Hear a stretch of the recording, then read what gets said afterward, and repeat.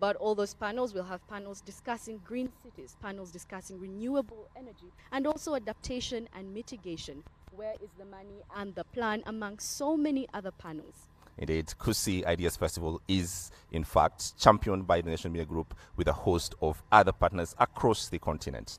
And when we mentioned that it's the 4th edition, that means we've had 3 previous editions. The first edition was in Kigali, Rwanda, followed by one in Kisumu, Kenya, and then we also had one just last year in Accra, Ghana.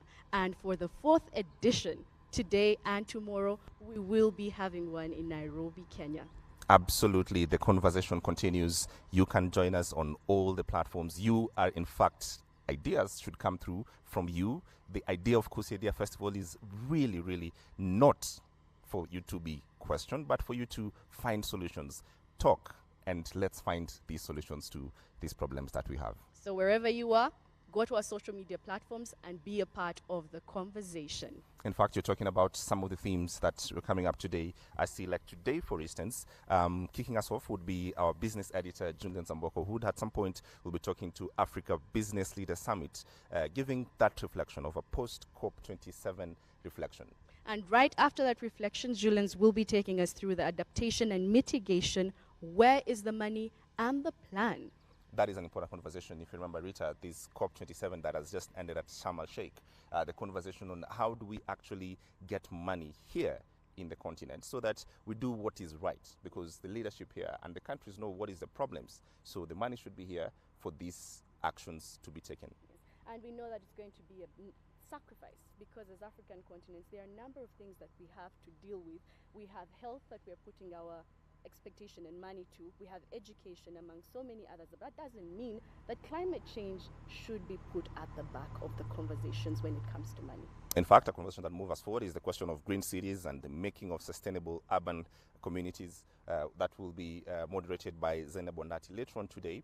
That conversation is important, right? Because the whole idea of, coming up with green cities is a direct response to, again, the African local solution to that is such a global problem. Yes, because when we put the money, when we choose to sacrifice the money and put it into climate change, its responses and solutions, how we are living, how are you at home living, how are you and I doing when it comes to how we live, how we carry out our day-to-day activities, the kind of car that you drive. All right. It's very important. Indeed, ladies and gentlemen, again, welcome.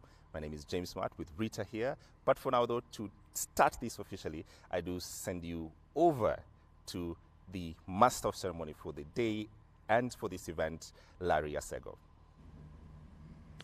Thank you very much, Rita and James. And of course, we are here live for Kusi Ideas Festival. This is the 4th edition, an idea that was mooted back in 2019. Of course, the first edition being held in Kigali. And then in 2020, it went to Kisumu City. And then last year, it was hosted in Accra. And finally, we are here in Nairobi looking at climate change and, of course, exploring African responses and the solutions in the post-COP27 era. So as we get started, ladies and gentlemen, please let us be upstanding for the national anthem of Kenya and the East African anthem.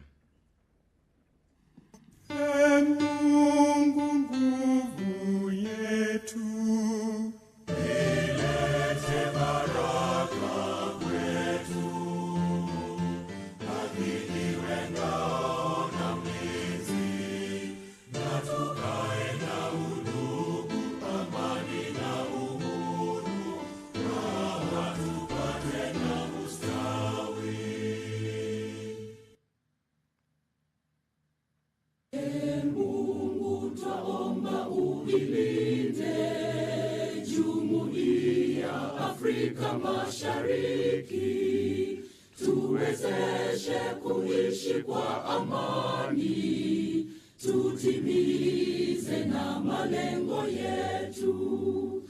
Jumuiya yetu sote tuilinde, tuajibike, tuimarike. Umoja wetu ni nguzo yetu, idumu jumuiya yetu. Thank you very much. You might be seated. So, ladies and gentlemen, karibuni sana. Welcome to the CS in the ministry of Environment and Forestry, Rosalinda Soipan, of course, to Her Excellency, the Governor. I've always, wondered whether to say, as Chair of the Council of Governors, if it's, above being the Governor. To Honorable Anna Iguru, asante sana for joining us. Thank you very much. Welcome. And of course, to the pioneer of this particular idea. We wouldn't have done this, of course, without the Nation Media Group. Of course, here we have Dr. Wilfred Kiboro. Thank you very much for being here. And of course, also we have the group CEO, Stephen Gitagama. Thank you very much for joining us. We have Professor Patrick Verjoiden. That is a CEO from Global Center of Adaptation. Thank you very much for being with us today. Resident representative of UNDP, Ms. Elsie Atafua. Industry leaders, of course, in government and non-government agencies, both locally and internationally. Various heads of state who are joining us here and virtually. Members of the diplomatic corps, distinguished guests, ladies and gentlemen, to all our viewers who are joining us live on NTV and other platforms. And of course, in Kenya, introductions will not be complete if you don't say all protocols observed. Welcome to this 4th edition of the Kusi Ideas Festival, an idea that was mooted back in 2019 with the aim of just transacting ideas so that we can be able to harness and take advantage of the technologies available to us and the innovations so that we can make our continent better. So as we get started, why don't we start with a high note? We love celebration. We have a group of dancers who are here with us. They're just going to give us a dance that is themed towards climate change. So ladies and gentlemen, we are going to have the creative art dancers before we move on to the initial part. Karibuni sana. Welcome.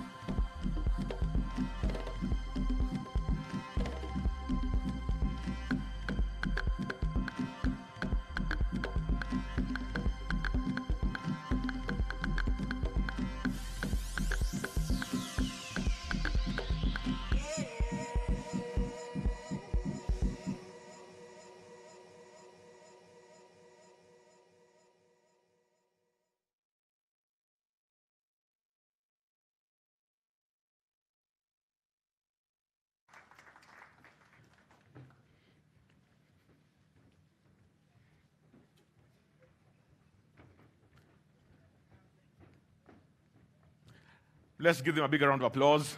Thank you very much to Art Zone Dancers for that very vibrant intro. And of course, for those of you who are joining us on NTV Live this morning, please, if you want to communicate, if you want to ask any questions, put any comments, don't hesitate to tag us on social media. The hashtag we're using today is KusiFest2022. So ladies and gentlemen, as we get underway, I'd like to invite somebody to come and give us an official welcome. And of course, this would not have been possible if it was not for the leadership of the Nation Media Group PLC. I think they deserve a big round of applause for assembling us here today. And of course, for having this vision over the past years. And of course, to give us a proper welcome, allow me to invite a gentleman with very many accolades. But for today, I think one that particularly stands out has to do with being the chair of the Green Blue Foundation Africa, whose mission, of course, is to restore degraded landscapes across the continent. Please put your hands together and welcome on stage the chairman of a Nation Media Group PLC, Dr. Wilfred Kiboro. Karibu sana.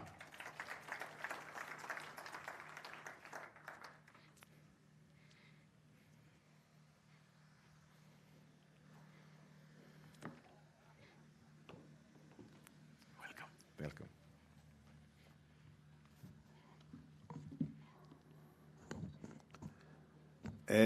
Good morning, everyone. I apologize that we are starting a bit late, but it's better late than never. And I think we'll try to catch up with the program as we progress during the day. So I'll try to be as brief as I can in my remarks. So the CS Environment, the Honorable Soipan Toya, the Chair of the Council of Governors, and our good friend Anne Waiguru, she also is the doubles up as the Governor of Kirinyaga. We have the CEO of Safaricom. We have the CEOs of Equity. We have CEOs from different parts of the country and the country. We also have the representative of OKDN here with us and many other distinguished guests. We have diplomats. We have also the participants and also the panelists from across the world. Ladies and gentlemen, it's my pleasure on behalf of Nation Media Group to welcome you to the 4th edition of the Kusi Ideas Festival. The Nation Media Group founded this festival in 2019 to do mainly 3 things. The first one was to imagine an Africa and prepare us better to overcome the challenges and exploit its opportunities. And the second reason we started Kusi was to catalyze Pan-African conversations and ideas that help to make the best of Africa today and generate actions to deal with its pressing problems. And finally, one of the things we had in mind when we started Kusi was to contribute in finding and defining our continent's place in the world and present its best face there in the international community. So the theme today will be trying to address some of those key objectives that we started when we started Kusi. I think it would be fair to ask ourselves, how well we have done in the last 4 years, but I don't think it would be good manners to try and be the best judges on how well we have done. But results of what we have done, I think we can give ourselves a decent passing grade. I think we've done quite well. And I'll say why. Our inaugural Ideas Festival the first one was in Kigali in 2019. Physically and online, we had tens of thousands of participants, and some of the novel ideas that came out there that we call moonshots have reverberated across many forums since then, and people have actually put them to some good use. Among the many we have seen, the thoughtful conversations on open skies in Africa become a reality.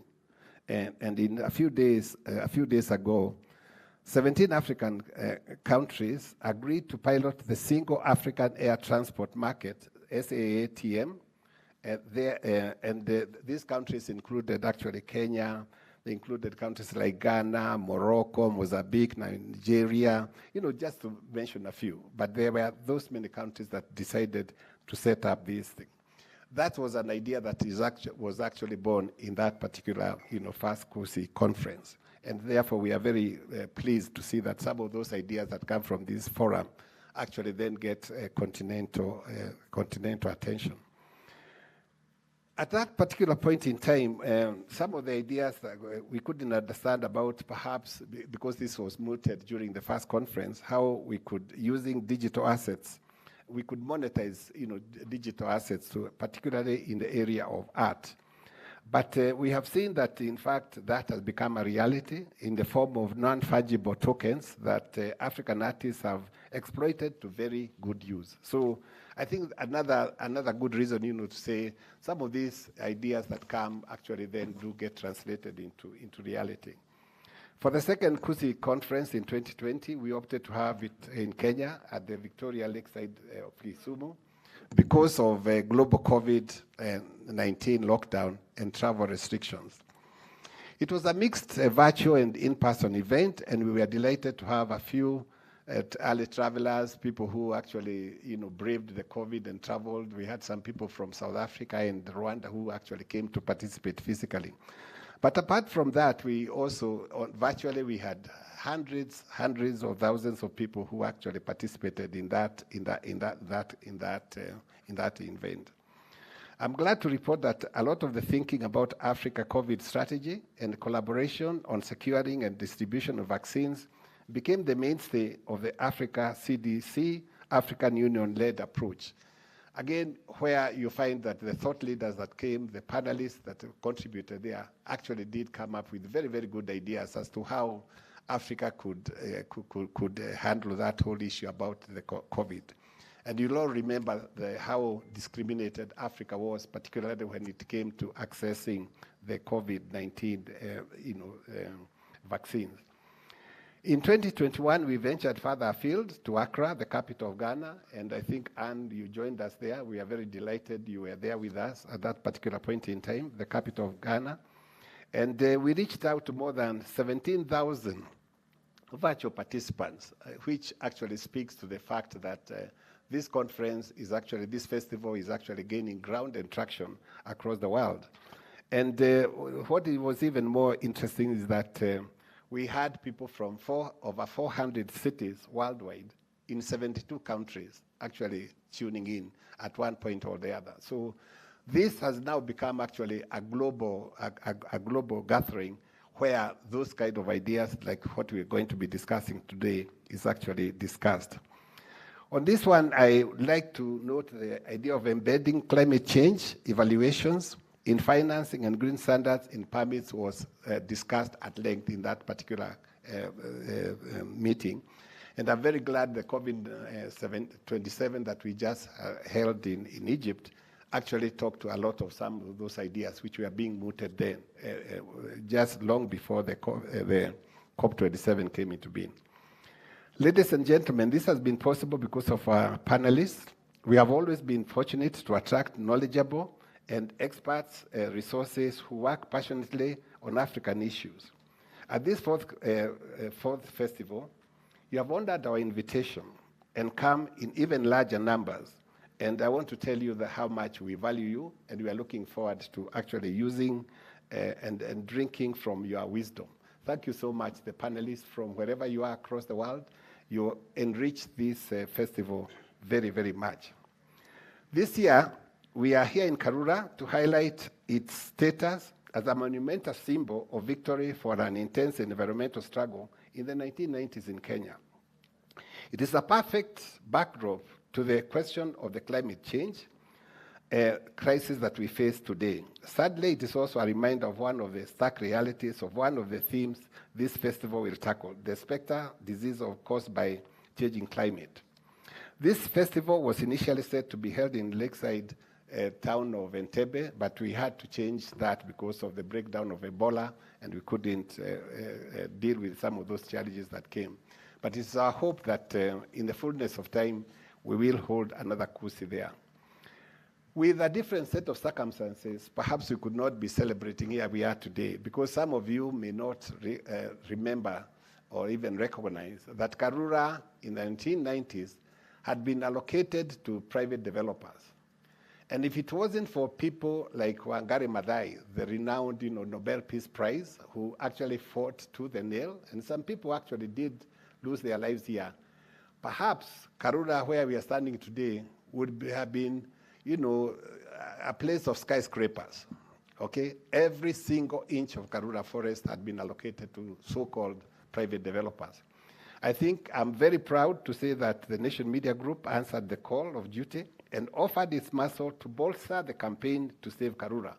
And I must say this is something that we did with a lot of passion, with a lot of challenges as a media house, because the government of that particular point in day, they thought we were just being difficult, we were just being anti-government, but we felt that at that particular point in time, Karura needs to be saved. And I'm very happy when I come here on Sundays to see thousands of people coming here with their families just to enjoy the ambience and the Karura forest that offers. So I think it is very, very important. And this is something that I say, as Nation Media Group, we have been very proud because we have been consistent advocates of environment for the last 35 years. And I must say that, in fact, and this is something that we'll continue to do, because when you look at the acres of space that we dedicate in our newspapers, on our radio, on our television, on our various media platforms, Nation Media Group every year spends millions and millions of shillings in terms of advancing the climate change agenda, and I promise that we'll continue to do this. We call upon all the partners who are here to join us in the endeavor of creating value and empowering our society. We estimate that the monetary value of what we are trying to do here, because and the impact that we'll have if we all put together, will be running into millions and billions of shillings. Yet nothing in history would have prepared us for the climate change existential crisis we face today, and which makes it an urgent subject for our conversation over these next 2 days. Climate change is a good reason for Africa to come together. Our shared lakes and rivers are either overflowing and causing disastrous floods, or drying out and plunging tens of millions of our people into hunger. I think it was only yesterday I was reading an article in the newspaper that said over 2 million kids in Kenya are either going to drop out of primary school because they cannot feed themselves. And the projections was that even by January next year, as many as 3 million kids may not go back to school. And this is really sad, because when our youth at that particular point in time, they lose an opportunity in education, then what kind of future do they have? And this is why I think us as parents, as grandparents, as anybody, or even in the corporate world, we need to worry about the effects of the climate change because of the devastating effect it has on all of us. It is very heartening to understand that, in particular, even when you look at even further afield in the Horn of Africa, which includes Kenya, we hear that about 15 million are facing starvation. For how long is Africa going to go through this cycle of famine year in, year out? Because I'm reminded in 1990 when I went to Turkana with the late Archbishop Mwanawanzeki, because Turkana was also going through the similar situation we are facing today. That is nearly 30 years ago, and we're still going through this. Ladies and gentlemen, for how long is Africa going to go through this? I know in COP27, a lot of resolutions were passed through there, but we cannot wait for the Western world or the people who pollute our countries to come to our aid. It is us to have that conversation as Africans, what it is that we can do to make a change. And it's the responsibility of each and every one to say, what is it that I can do? What impact can I have to try to reverse this whole issue of climate change? I'm particularly delighted to see that the new government of President William Ruto has actually started walking the talk, because the recent directive that he has given that for every occasion that where he is present or his ministers are present, they need to plant at least a minimum of 200 trees. That is a step in the right direction, and we really fully support it.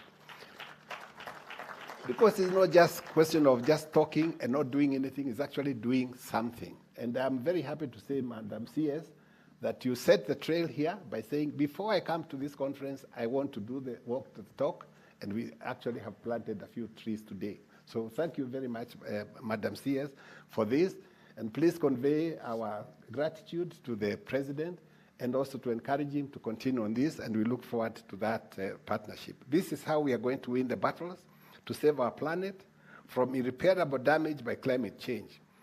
However, winning the war will need more, and the work of all of us as Kenyans, as Africans, and in fact as global citizens, we all need to do a little bit more. Through this, though this is a worthy journey, it would be an easy one. And I would be cheating you if I told you that, in fact, the effects of climate change are going to be mitigated immediately. As the African proverb says, there is no shortcut to the top of a palm tree. You know how straight the palm tree is? Yeah? If you want to go to the top of the palm tree, there is no shortcut. So let's understand that there are no shortcuts. The only shortcuts that we can is to actually through action. Our hope is that Kusi 4 will offer some ideas on how we get there and build a coalition that pushes us further up on that palm tree.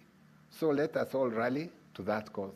Thank you so much and enjoy the day. Thank you. At this juncture, I would like to take this opportunity to introduce Prince Rahim. If you can just allow me a moment, because we're going to be watching a video. And if you just allow me 1 second to tell you who Prince Rahim is. It is indeed an honor for me to introduce the Prince Rahim Aga Khan, the eldest son of His Highness the Aga Khan. As you know, His Highness the Aga Khan is the founder of Nation Media Group. And he founded this group in 1959 and to give a voice of Africans to the African. The Nation Media Group is part of the Aga Khan Development Network, a group of institutions designed to create conditions and opportunities to improve the quality of life and engender self-reliance. Over the past 100 years of contribution to East Africa's development, AKDN institutions have become widely known institutions, and among them is Jubilee Insurance, Diamond Trust, Bank, Industrial Promotion Services, Property Development, Nation Media Group, among others. So AKDN is a network that actually has a very wide reach. Today, Prince Rahim is going to speak about the AKDN's commitment to climate protection and adaptation, and the overriding principles that guide the network's climate-related efforts. Early this year, he endorsed the AKDN Environment and Climate Commitment Statement for all AKDN operations across all its agencies, institutions, and programs, including the 175 or so in Kenya. Prince Rahim has been actively involved in the government of in the governance of Aga Khan Development Network, and particularly on the areas of climate change. He is personally committed to building climate resilience in countries and communities that have been adversely affected by environmental degradation and climate change. So, ladies and gentlemen, we are truly honored and privileged to have him join us virtually from Geneva. And please join me in welcoming Prince Rahim Aga Khan. Thank you so much.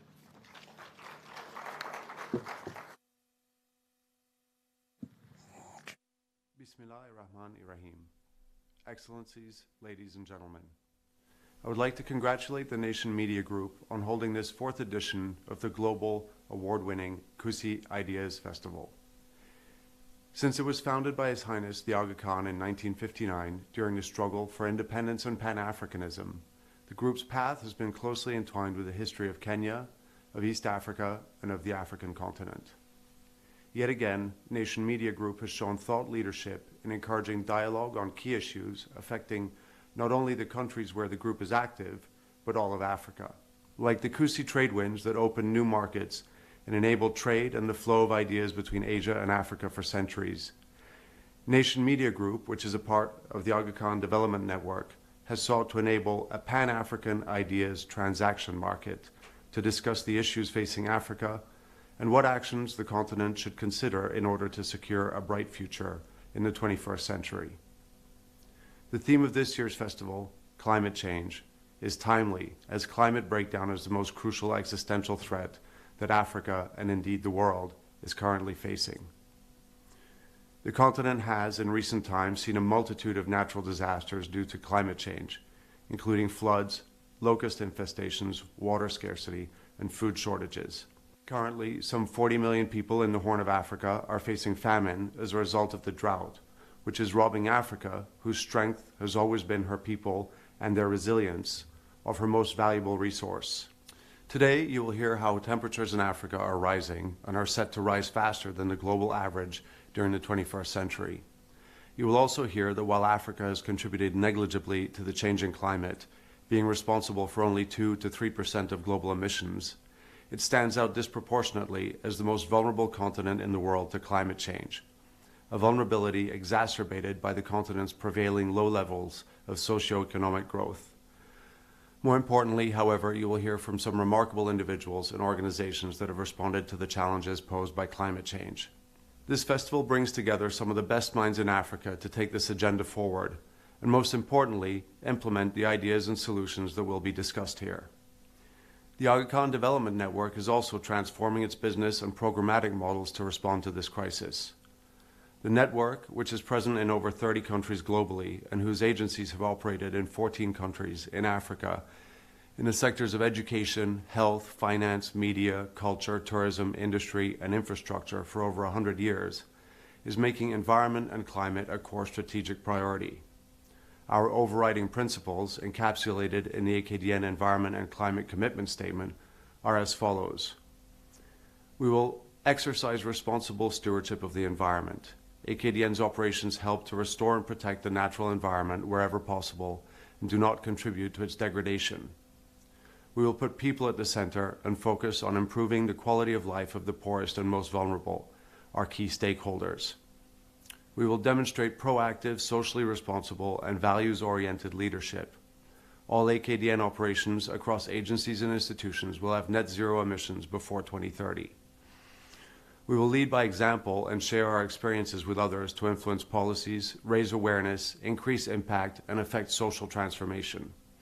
This includes engaging suppliers with credible and significant carbon reduction targets across their operations and value chain, educating and promoting research so future generations can engage in an informed and meaningful way with the challenges of environmental degradation and climate change, and sharing with partners and stakeholders the innovations deployed in achieving AKDN's commitment. Following are some examples of AKDN's activities across Africa as our agencies endeavor to meet their target of net zero emissions before 2030. All AKDN agencies have developed activity-specific tools to measure their greenhouse gas emissions and are working on their respective roadmaps and budgets towards meeting the commitment. Each of the Serena hotels in Kenya has maintained its Gold Eco Rating certification, recognized by the Global Sustainable Tourism Council. In the last 5 years, thanks to the installation of solar plants in all our properties in Kenya, we've eliminated over 4,500 tons of carbon dioxide emissions and generated over 6 million kilowatt hours of clean energy. In addition, all our lodges actively support ecotourism, climate resilience, water and energy conservation, reforestation, and species conservation projects. We work with rural communities alongside government and civil society to strengthen climate resilience so that in the face of major climatic changes, they not only survive but also thrive. This is achieved through developing understanding and local ownership for adaptation and mitigation measures. We have changed agricultural practices for tens of thousands of farmers to whom we provide a guaranteed price and market towards more nature-based solutions and thereby strengthen their resilience. Through schools across East Africa, we're advancing a new concept, play, pluralism, and planet, to ensure the next generation of leaders are climate aware, climate empathetic, and climate resilient. In AKDN schools, multiple environmental projects have been active for many years, including beach cleanups, green clubs, and tree planting. Along the Kenyan coast, we will plant over 500 acres of mangroves with local communities to enable carbon sequestration and encourage new forms of environmentally conscious, community-based development. In Kenya alone, we have already planted over 12 million trees in the last years. As you will hear, the Nation Media Group has embarked on an ambitious digital transformation journey, which should make a marked contribution to our emissions reduction targets. All of us here recognize that the challenge is immense and there is much work to be done. Work that can most readily be accomplished when government, the private sector, and civil society institutions all work together. To this end, the Ismaili Imamate and the Aga Khan Development Network are committed to expanding their efforts in partnership with others to improve the living conditions, opportunities, and quality of life of people in Africa, underpinned by our strong ethics and values, which include concern for vulnerable people, compassion, generosity, and excellence. Thank you.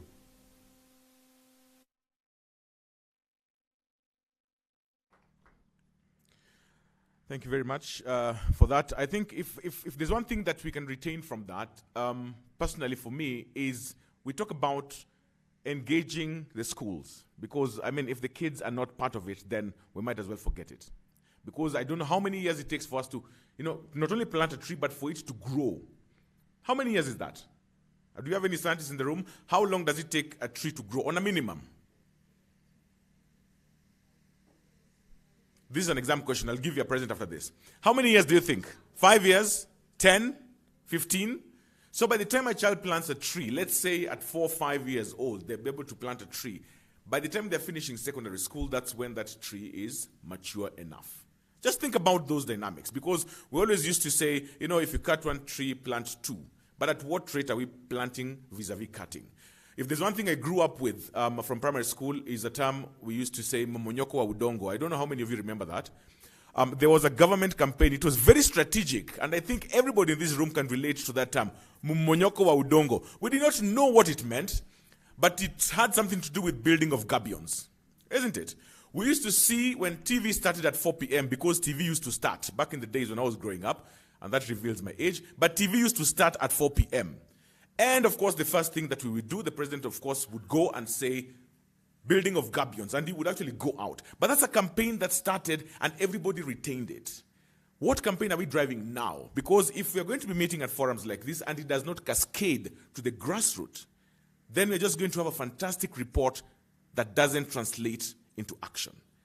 So until we get to that point of bringing back that philosophy of mmomonyoko wa udongo, I'm not saying that we start building gabions on Wayaki Way or everywhere, but that campaign, that's a national campaign that is intentionally done using the schools with the agricultural clubs, and if they're part of it, then, maybe just then we might achieve that ambitious government figure that you were given of planting how many trees by 2030? How many billions of trees by 2030? We need to work on it. So ladies and gentlemen, now that we've mentioned that, it's a pleasure and an honor for us to have the chair of the Council of Governors, just to come and say a word. It's good that during such forums, everybody keeps saying, a very good friend of mine, we've known each other for so long. So I'm going to take advantage and also floss and say, a very good friend of mine, even if we've met today. So she can come and give us some remarks. Please, let's appreciate and welcome the chairman of the Council of Governors, chair lady of the Council of Governors, Her Excellency, and my guru, to come and give her remarks, because she's also going to be part of our panel later on. But I just feel that maybe we need to get some words from her that she can also translate to the other governors. Karibu sana, my friend. Thank you very much, my friend.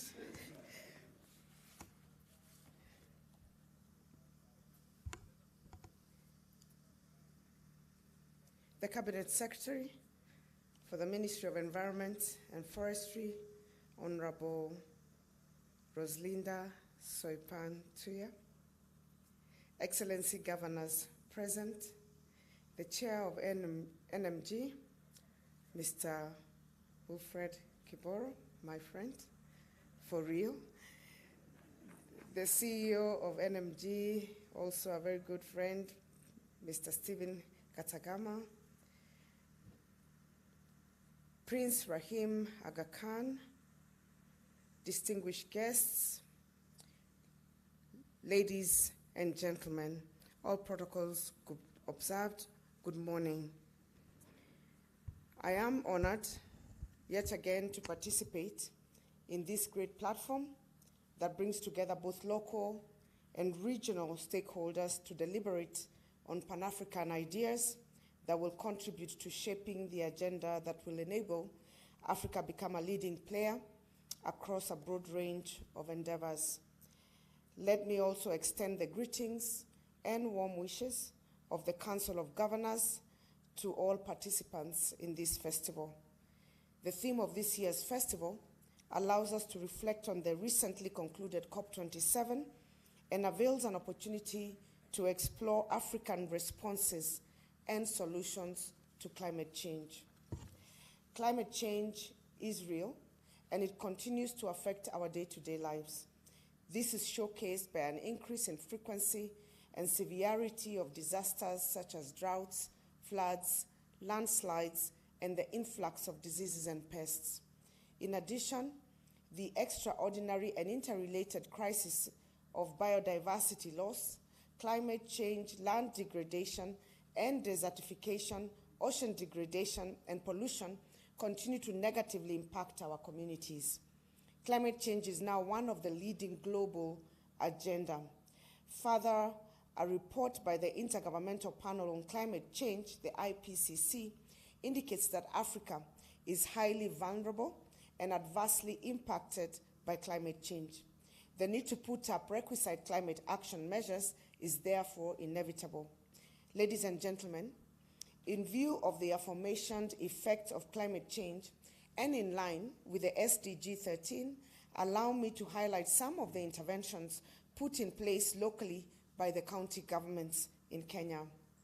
44 county governments have established county climate change funds through enacting requisite climate change legislations. We all have proposed and passed the climate change bills at the county level so that we're able to implement at the subnational level.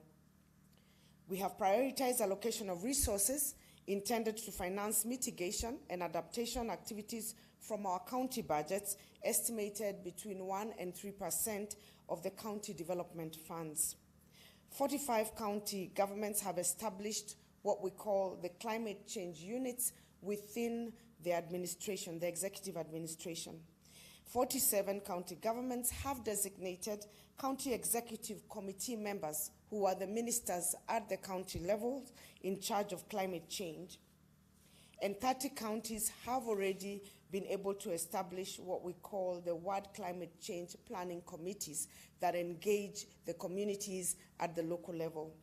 Ladies and gentlemen, county governments are in the front line in the implementation of the critical function on environment, climate change, natural resource management, as well as forestry, soil, and water conservation. In light of this, allow me to highlight key takeaways from the 27th Conference of Parties, COP27, that underpin the much-needed involvement of national governments, county governments, and all stakeholders towards enhancing adaptation and mitigation. A post-COP27 roadmap of action to cascade the discussions and outcomes of the COP to county governments and communities is needed. And this is a good place to start today. A framework to regulate the carbon trade and ensure communities who are in the front line of conservation benefit from the proceeds of carbon credits should be developed. Collaboration between both levels of government and stakeholders in accelerating restoration of forests and rangelands in line with a special presidential program is also needed. There is a need to follow through the discussions on the operationalization of the financing instrument to support loss and damage accruing from climate change impacts to countries worst hit by climate change. And this was one of the most difficult things that we had to push at COP27. The need to provide improved funding for implementation of gender action plans for developing countries. There is a gap in gender responsiveness of climate finance, which should strengthen the capacity of women and further work under the Gender Action Plan in order to facilitate access to climate finance for vulnerable groups, including indigenous peoples and local communities. Ladies and gentlemen, in light of all interventions adopted by county governments to confront climate change, it is evidence that counties are constrained in terms of financial and human capacity to address the overwhelming challenges we face every day from climate change. I therefore take this opportunity to call upon all partners in this platform to collaborate with county governments to make Kenya's mitigation and adaptation goals a reality. I also urge other media institutions to use their platforms to amplify the good stories of climate action from various regions that can be replicated both locally and regionally for the betterment of our people and the generations to come. In this regard, I would like to draw your attention to the Council of Governors Maarifa Center, an online platform that is a repository of best practices collected from county governments in Kenya. It offers an array of interventions put in place by county governments in combating climate change. Ladies and gentlemen, as I conclude, I wish to emphasize that as various stakeholders in the different spaces and regions, there is need to act to ensure we safeguard our livelihoods. It is my hope that this platform offered by the Kusi Festival will offer pertinent solutions to the vulnerable situations facing the African continent. Let me conclude by thanking the Nation Media Group for being a pace-setter in various issues in the media arena. The Kusi Festival continues to be an engaging platform for Pan-African discussion. Congratulations, and we hope to continue with this good initiative. In this regard, I wish now to wish all participants fruitful and insightful discussions for the next 2 days. I thank you all. Thank you very much for those remarks. Now, I'd just like us to turn our attention to the screen, ladies and gentlemen. We welcome a video message from our brother from Tanzania through a message from the Vice President of the Republic of Tanzania, Dr. Philip Mpango. Excellencies, heads of state and government, distinguished delegates, ladies and gentlemen, greetings from Her Excellency Dr. Samia Suluhu Hassan, the President of the United Republic of Tanzania and the people of my country. I wish to commend the government of the Republic of Kenya for organizing this important event, which addresses pertinent climate changes facing our African nations and the world. Ladies and gentlemen, Tanzania, just like any other African country, is also affected by climate change and variabilities with extreme events such as droughts and floods, causing major economic costs, reducing long-term growth, and disrupting livelihoods of both rural and urban communities. Climate change impacts continue to affect agricultural production, water resources, marine and coastal zones, public health, energy supply and demand, infrastructure, biodiversity, and ecosystems. It is apparent that the current climate crisis is curtailing our efforts to achieve accelerated economic growth, sustainable development, and poverty reduction targets. Ladies and gentlemen, in addressing the challenges associated with climate change, the government of Tanzania has taken several measures, including the following. One, about 361,594 square kilometers, which is equivalent to nearly 40% of the total land area, and 7,330 square kilometers of the ocean have been reserved as protected areas, covering forests, marine areas, scientific reserves, and so on. Second, Tanzania has also been implementing an extensive tree planting program where each district has a target to plant 1.5 million trees annually. For instance, in 2021-2022, a total of 197.8 million trees were planted countrywide. Third, we have scaled up investment in renewable energy, including solar power plants, windmills, charcoal made from waste, and many others. We are also working on harnessing geothermal energy, targeting to generate about 200 megawatts by 2025. Fourth, the government has also established the National Carbon Monitoring Center, with the objective of assisting in assessment of carbon sources and sinks. 5, we have put in place a structure for implementing the country's climate action commitments, i.e. the nationally determined contribution. 6, and in addition, in June of 2022, the government of Tanzania launched the National Environmental Master Plan for Strategic Interventions 2022 to 2032, based on spatial variation and taking on board other strategies, such as the National Climate Change Response Strategy of 2021 to 2026. And finally, we have also launched a vigorous campaign to reduce use of charcoal for cooking. And this encompasses raising public awareness, scaling up supply of liquefied petroleum gas for cooking, installation of biogas, and promoting cooking stoves that use renewable energy sources. Ladies and gentlemen, Tanzania applauds all regional and global efforts put in place to address the challenges we face in addressing climate change. However, more needs to be done. We believe science, innovation, and partnerships are key in finding solutions to these challenges.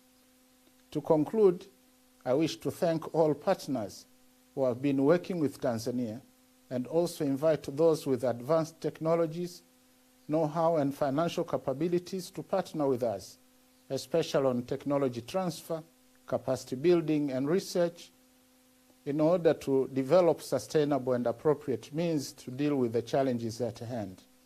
Let us join forces and invest in innovative technologies to fight and combat climate change and associated challenges towards a better future. Thank you very much for that message. So now, ladies and gentlemen, please a round of applause to the Vice President of the Republic of Tanzania, Dr. Philip Mpango. Now we have another video message from the first host of Kusi Ideas Festival, and that is a gentleman who always believes in this idea, and of course a true believer of Pan-Africanism, and this is His Excellency the President of the Republic of Rwanda, His Excellency Paul Kagame. Excellency President William Samoei Ruto, Dr. Wilfred Kiboro, Chairman of Nation Media Group, distinguished ladies and gentlemen. Allow me to begin by congratulating Dr. Wilfred Kiboro and the entire Nation Media team for organizing the 4th edition of the Kusi Ideas Festival. Climate change is a global phenomenon, but the science is very clear that Africa is disproportionately affected by its impacts. The climate crisis is therefore a threat to Africa's development. But we should not lose hope.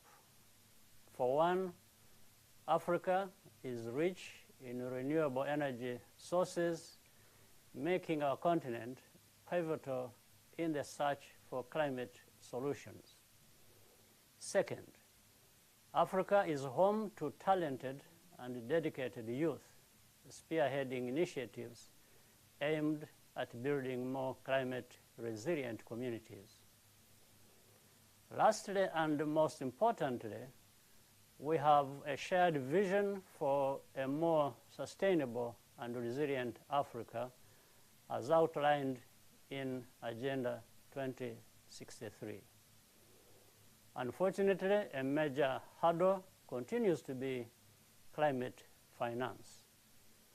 Big emitters must pay their dues, but also need to be serious about mobilizing greater domestic resources. In Rwanda, we have established the Rwanda Green Fund to support public and private projects and drive our country's green economy. No one, however, has everything it takes to face this common challenge alone. Today, we are also faced with a food and energy crisis deepened by the pandemic and geopolitical tensions. This is yet another blow to Africa's fragile economies. We have the objectives and the timelines. This is good foundation. What Africa needs now are result-oriented partnerships within and outside the continent to translate our ambitions into prosperity for all. You have Rwanda's full support for this excellent homegrown African initiative. I wish you a productive conference, and I thank you for your kind attention. Thank you very much for those remarks, His Excellency the President of the Republic of Rwanda, Honorable Paul Kagame. Now we'd like to invite the Cabinet Secretary in the Ministry of Environment and Forestry, and who is going to give us the keynote address, Honorable Rosalinda Soipantuya, my friend. Sorry, I have to keep sneaking that in case it makes it on Twitter. Karibu. Let's give a round of applause as she comes on stage for her remarks.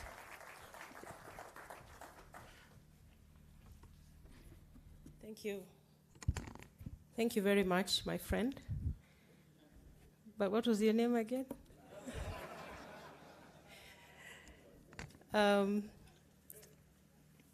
His Excellency, the President of the Republic of Rwanda, Paul Kagame, who is with us virtually. His Excellency, the Deputy President of the United Republic of Tanzania, Dr. Mpango. Your Excellency, Governor Anne Waiguru, the Chairperson of the Council of Governors, Kenya, and any other governors present. The Nation Media Group Chairperson, Dr. Wilfred Kiboro. The CEO, Nation Media Group, Mr. Stephen Gitaguma. Professor Dr. Patrick Vakuyen, CEO of the Global Center on Adaptation, Dr. Azim Lukani, diplomatic representative of the Aga Khan Development Network, Dr. James Mwangi, the MD and CEO, Equity, the CEO, Safaricom, Peter Ndegwa, the CEO, KCB, Paul Russo, Mr. John Gashara, MD and CBA, the members of the diplomatic community here present. We have Excellency ambassadors, civil society members, the Nation Media Group board, invited guests, ladies and gentlemen, good morning. As has been said, I am going to, first of all, convey the message from His Excellency, the President of the Republic of Kenya, Dr. William Ruto, and by first reading his speech. Climate change is the social, political, and economic issue of our time. It is going to define the future of Kenya, the future of Africa, and the globe. And it is our collective responsibility to participate in shaping how the phenomenon will affect our future. To respond to climate change, what is needed is leadership with purpose, vision, and urgency. We saw this at COP27 in Sharm el-Sheikh, Egypt, a few weeks ago, when delegates kept going for 3 more days after the scheduled close of the conference to go on to adopt 60 decisions, some of which affect vulnerable developing countries like Kenya. After hours of political negotiations, parties established a fund to address the loss and damage caused by climate change. This is an important step in the right direction and possibly what global leaders needed to jolt themselves out of dangerous inertia over climate change. Ladies and gentlemen, these are trying times for most African countries. our societies are still recovering and rebuilding after COVID, and now we have to deal with the effects of the Russia-Ukraine war, drought, and food prices. These crises affect our ability to respond to climate change. It is projected that Africa will need to invest over $3 trillion for mitigation and adaptation by 2030 in order to implement its nationally determined contributions under the Paris Agreement. The bulk of these resources were supposed to come from the rich industrialized nations responsible for the heaviest pollution, but this has failed to effectively take off.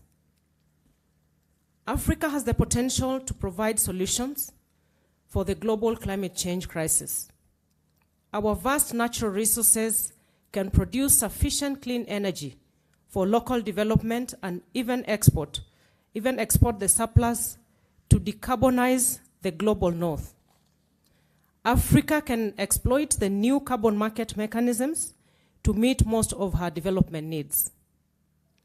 A purposeful collaboration among African states can give us a platform to exploit our strengths for our own development and get the possible share and bargains with multilateral partners.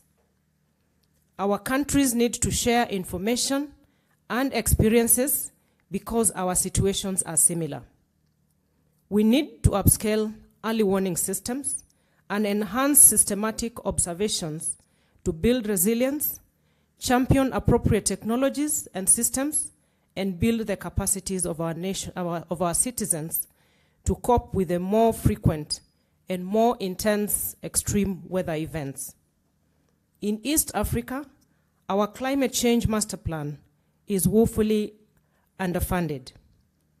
I challenge this festival to tackle the question of how to resource Africa's response to climate change without holding our breath, waiting on reliance on outside help. I would also like to urge you to think about the most widespread threats of climate change. Some worst-case models, for example, predict that at the current rate of changing temperatures and receding lake levels, Lake Victoria could have no outlet to the White Nile in as little as 10 years. Lake Victoria is a Kenya, Tanzania, and Uganda issue, with catchment spanning up to Rwanda, and no single nation can do much to reverse its misfortunes on its own. Like elsewhere in the world, our coastal infrastructure, ecosystems, cities, and livelihoods are threatened by rising sea temperatures and marine heat waves. 4 of the 7 East African community nations are landlocked, and the Democratic Republic of Congo has a small coastal strip. What complicates the situation is that the landlocked countries are dependent on access to the sea through 2 countries, Kenya and Tanzania. The situation is quite different in South Africa. What climate change does to Kenya and Tanzania's ports is a big concern for the East and Central African hinterland. This demands closer regional cooperation and governance arrangements for regional security. At the domestic level, upwards of 4 million Kenyans are staring at hunger as a result of acute drought. This requires urgent short-term interventions and medium to long-term strategic action. We have launched an ambitious plan to increase our tree cover from the current 12.13% to 30% by 2032. We will begin by planting and growing 15 billion trees on 10.6 million hectares of land all over the country at an estimated cost of $5 billion. This endeavor can only be achieved through collective action.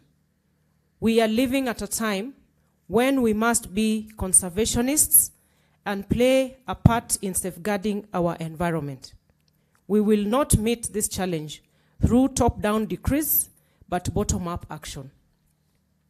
Together, we will create powerful citizen initiatives that will green our nation and secure our future from present and an impending disaster. In this historic collaboration between the government and the people of Kenya, we will have a number of mobilization tools.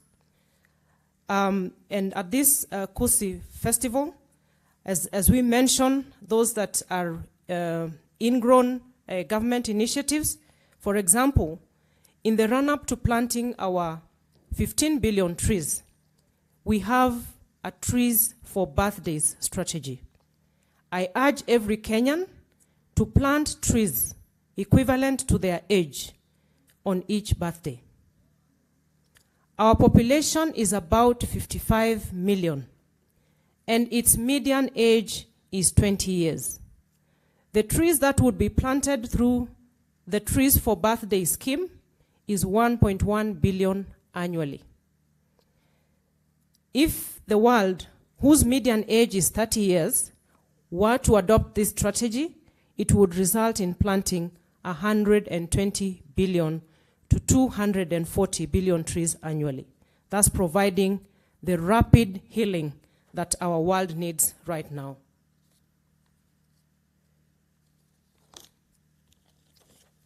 Another idea is celebrating the 4 mothers.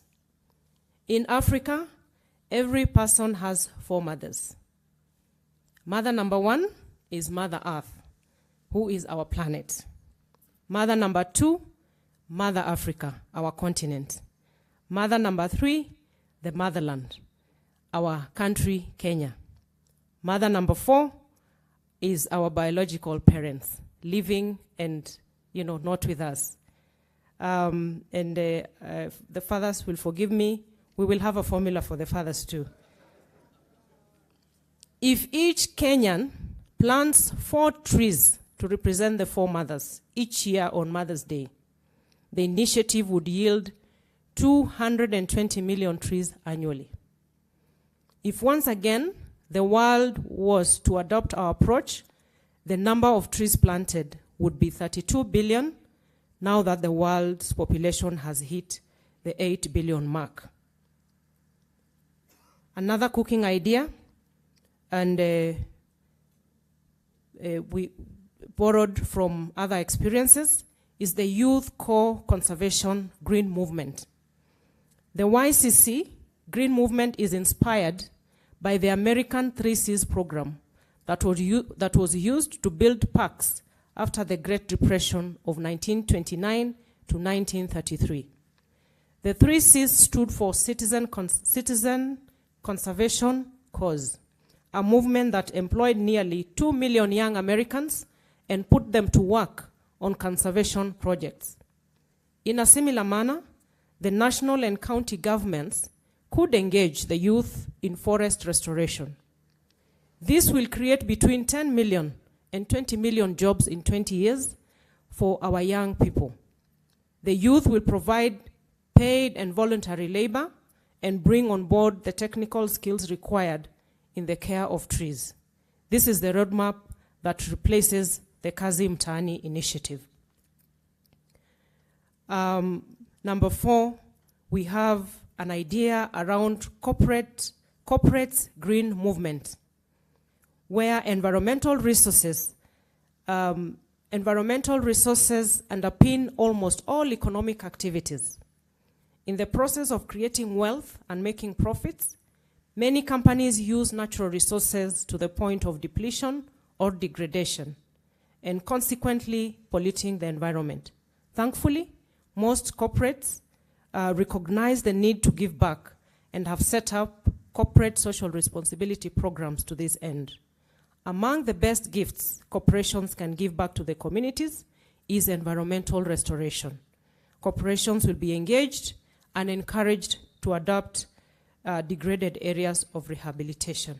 And I must say I'm happy that I see a number of our partners sitting here today. Another great idea flouted by the Green Blue Africa Foundation and the Nation Media Group is the square meter campaign, which, I'm sure they are inviting all of us to ponder over and be partners, is the square meter campaign, where it is proposed that we shall launch an online fundraising platform through which individuals and corporates donate 300 shillings to restore 1 square meter of degraded land. The 300 shillings investment will give a return of $3,600 within 25 years, which is a 1,200% return on investment in a restored environment. 300 shillings will buy a seedling, have it planted and nurtured for 3 years. This amount also takes care of the logistics and administrative costs. It is estimated that for arid and semi-arid lands in Kenya alone, 10 to 20 million youth will be employed to grow trees over the next 25-year period.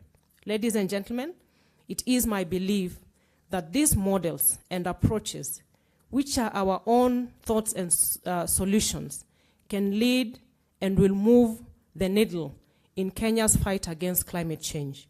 We can begin a global culture, ignite a movement, while surpassing even our most ambitious goals here at home.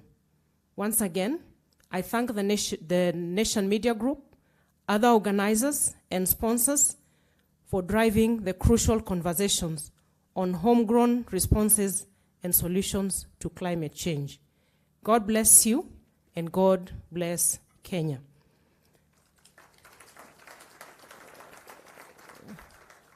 Your Excellencies and ladies and gentlemen, that's the end of the President's speech, and I would request that you'll allow me to just highlight a few issues in terms.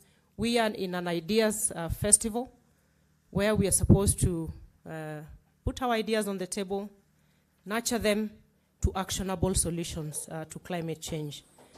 Kenya has remained a leader in very many fronts. As we stand right now, Kenya is holding the chairmanship of the Committee of African Heads of States and Government on Climate Change, where the President is the chairman. And we are leading from the front. In the area of energy, the statistics are out there. We are feeding our grid with 92.3% renewable energy. We are the first country to take a very bold step towards the banning of the use of the single-use plastic paper. But a lot still needs to be done around plastics. Once again, like has been highlighted in the President's speech, we are rolling out an extremely ambitious program to green our country. It is in the spirit of capitalizing on nature-based solutions, which is what we can do best. Ladies and gentlemen, 15 billion sounds like a mind-boggling figure. But if you break it down, it's only 300 trees per Kenyan for 10 years. I think it's a very small ask in attempts to respond to the climate catastrophe that is in our hands.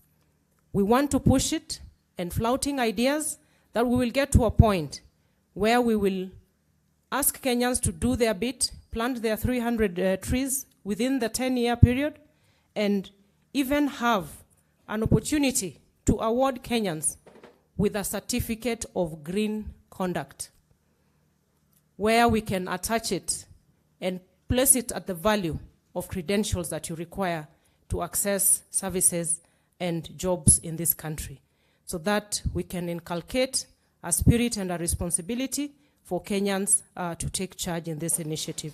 We will be requesting Kenyans, as we go to Christmas, instead of the traditional cutting of your Christmas tree, please, Kenyans, let's plant and decorate live Christmas trees. It is doable. Even though we will start with the small ones, I really beseech us, don't cut the tree, plant a green one, a live one. Every other year it will be big, and then we keep decorating live trees. We shall be holding a climate summit chaired by His Excellency the President as the chairman of KAHOSK. Early in the next year, we invite all the partners seated here to be with us to escalate the discussions that come out of the Kusi Festival as we consolidate our positions around the upcoming COPs as we go into it. And we welcome all of you to join our hands. We join our hands together. We want to establish a green army of young people who will move us from just planting trees to growing the trees. And after 3 years, Kenyans can qualify to get their certificates of green conduct. We need technological support because we need to keep tab and track this initiative to its fruition. And like has been said, we need to put a spirited campaign around it, like the Momonyoko campaign. This time round, it is the one for greening the country, and we welcome the support and partnership of each and every one of us. Thank you very much, and I wish all of us fruitful deliberations going forward. Thank you.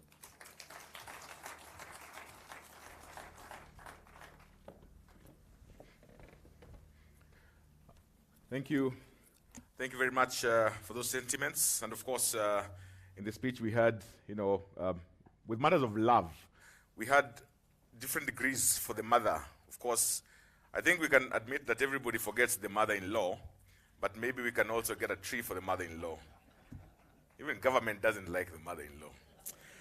Anyway, ladies and gentlemen, I think now it's time for us to move on to the next part, and of course, move on to our panel discussion that is going to be handled, of course, by the CEO and Managing Director of Equity Group PLC, Dr. James Mwangi. So I'm just going to request him to come and join us here. Then maybe he can introduce us to his panel.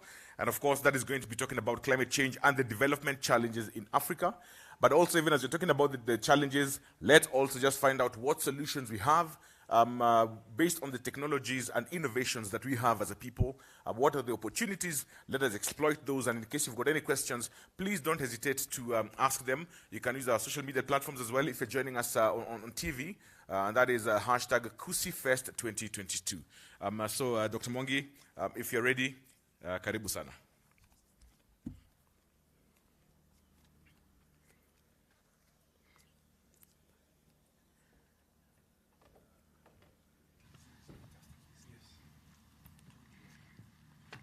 So, of course, just coming off the back of COP27, of course, His Excellency made a very passionate speech in Cairo a few weeks ago, and of course, threw down the gauntlet the international community when it comes to the pace of some of the reforms, because you're talking about 25 years post-Kyoto Protocol. Where are we now? And of course, with the adverse impacts faced in Kenya, in the Horn of Africa, and of course, in the entire continent, this Kusi Ideas Festival could not have come at a better time. So, Daktari, karibu sana.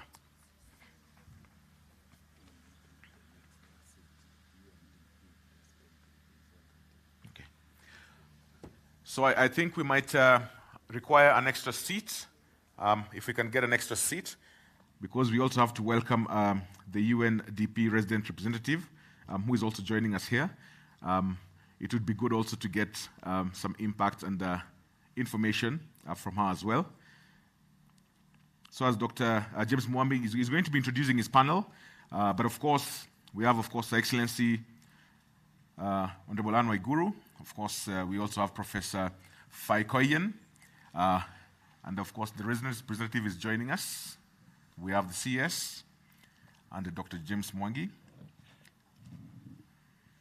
So I think we are set. So we're just waiting for Miss Elsie Atafo to join us as well.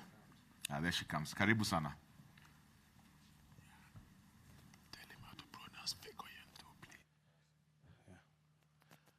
Thank you, Elsie. If you could join us.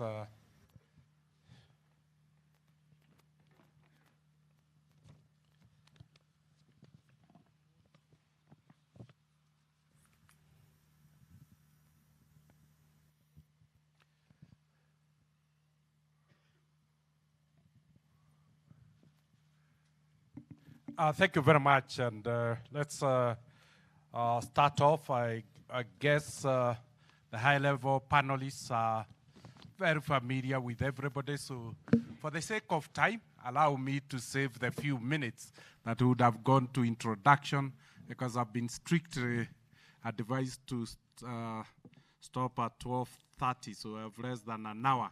So let's get to the basics, Professor Patrick, and help us really differentiate between climate change and environmental change.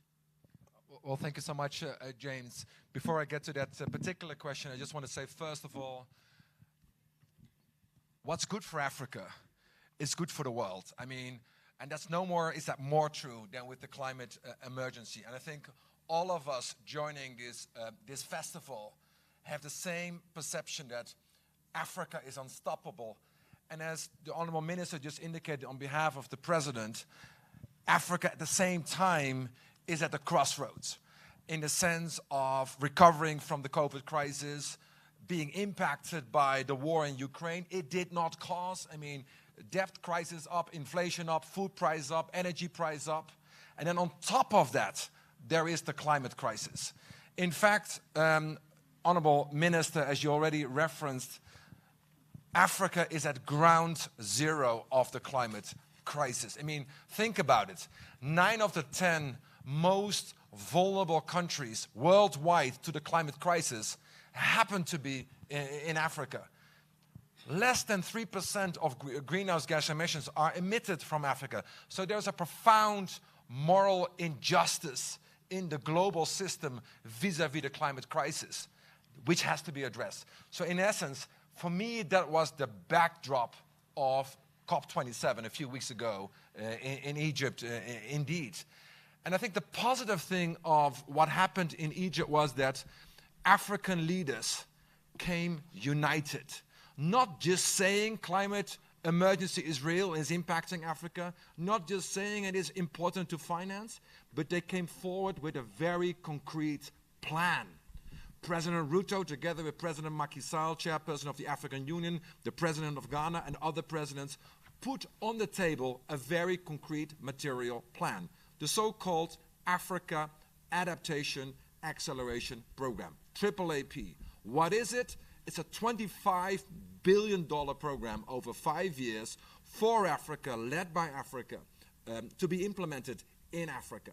So in Sharm el-Sheikh, that AAAP, that program, the largest program in the world, was center stage. And African leaders said, well, actually, we are putting our money on the table against that plan. Where are you, Western world, in financing that plan? So the outcome of COP27 was that certain financial commitments were on the table, which were appreciated.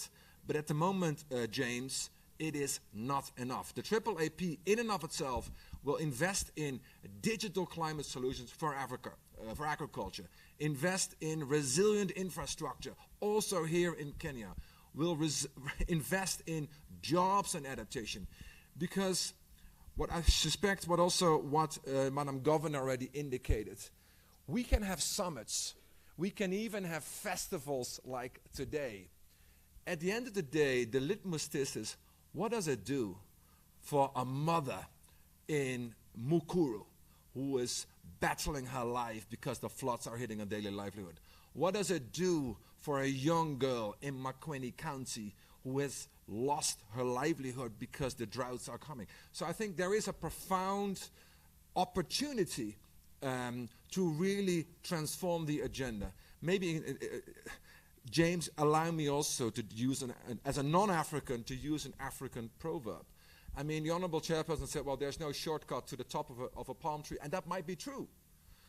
But when I was in Makwene County a few weeks ago, I was met by the local community, by women leaders, and they sang a song upon my arrival, and they said, when you climb a mountain, there are good things on top of it. So when you climb a mountain, there are good things on top of it. And that good thing is investing in adaptation. It is investing against the climate shocks which we face today and which we will face tomorrow. Why? Because it's a jobs agenda, it's a growth agenda, it is a development agenda. So I think there's a huge opportunity to transform this climate debate, indeed, to answer your question, James, in a development agenda. Thank you very much, Patrick. I hope, CS, you have now captured your breath.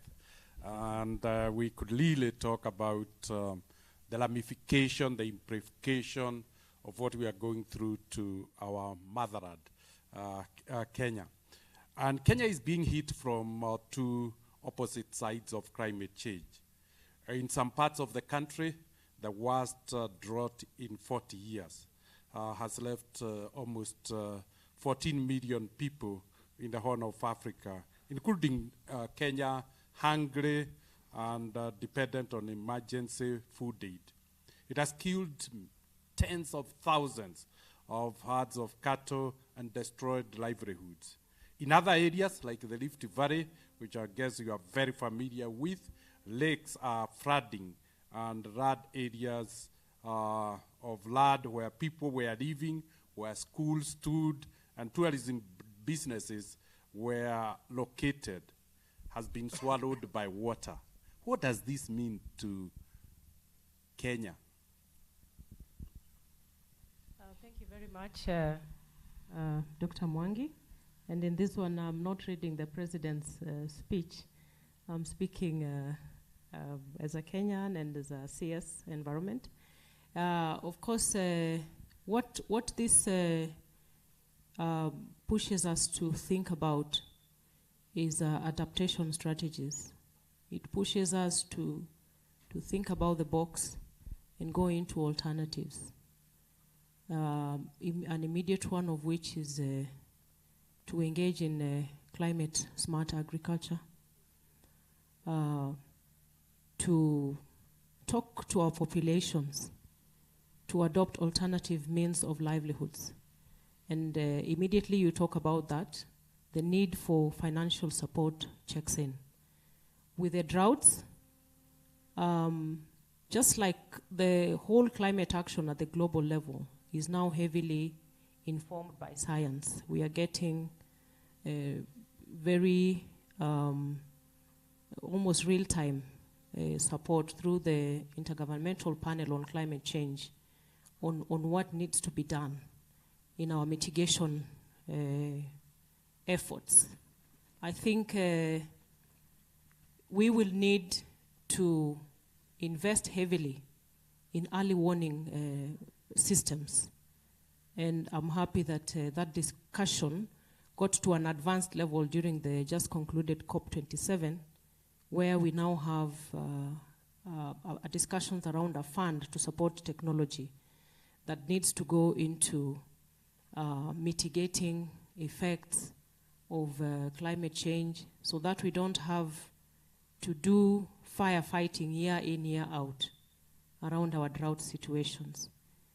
We have a lot of water around us, and in the government's manifesto, we are talking about very instrumental reforms that need to go into the water space, so that a lot of water that we have around us should not be for catastrophes where it deals as blows in terms of droughts, but we turn it around to make sure that we have sustainable livelihoods that can be supported throughout the year.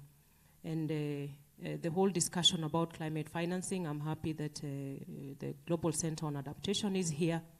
That cannot be overemphasized. The need for financial flow to go towards adaptation, mitigation. The global goal on adaptation, again, is a positive that we picked during the COP27 that we are now pushing towards actualization.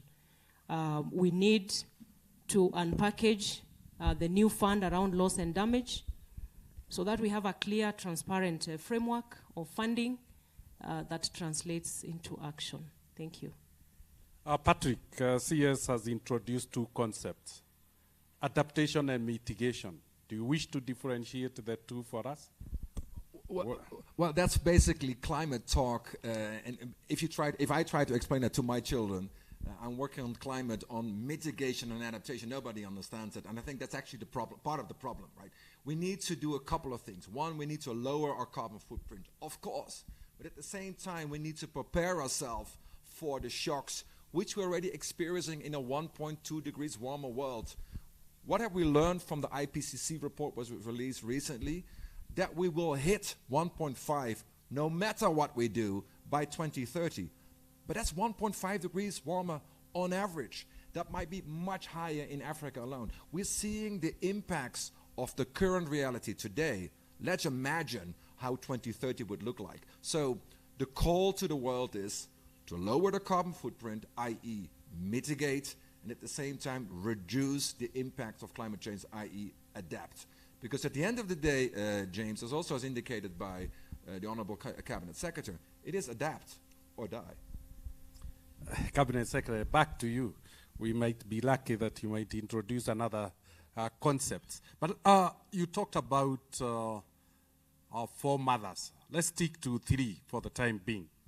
If we were to list 2 things that Mother Kenya must do, and another 2 that Mother Africa must do while looking upon the world, for that matter, to enable us to survive the worst impact of climate change, what would they be? Thank you very much. I think for Mother Kenya, I said we are, trailblazing in the run-up to 100% renewable energy, which is great. But I still think that what we can do best is the nature-based solutions, which I have elaborated during my speech, that of growing trees.